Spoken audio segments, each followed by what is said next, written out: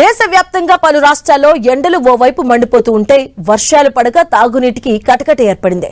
చాలా చోట్ల నీటి కోసం ఊటబావులు, చెరువులను ఆశ్రయించాల్సిన పరిస్థితి. కొన్ని రాష్ట్రాల్లో గ్రామాలకు గ్రామాలే నీటి కొరతతో అల్లాడుతున్నాయి. నీళ్ల ట్యాంకర్స్ ను తోలే సౌకర్యం లేని గ్రామాలు ఎన్నో ఉన్నాయి. ఇక పట్టణాల్లో పరిస్థితి అలాగే ఉంది. తాగునీరు సరఫరా కొరతతో జనం వాటర్ ట్యాంకర్లను ఆశ్రయిస్తున్నారు.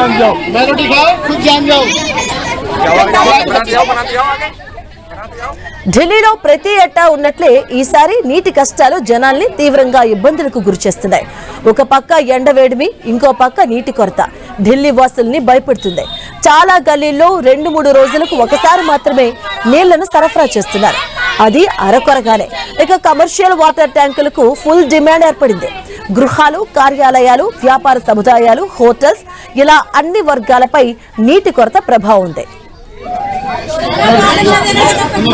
ఉత్తరప్రదేశ్ ప్రయాగ్రాజ్ లో గతంలో ఎప్పుడూ లేనంతగా నీటి కష్టాలు ఎదుర్కొంటున్నారు ప్రజలు.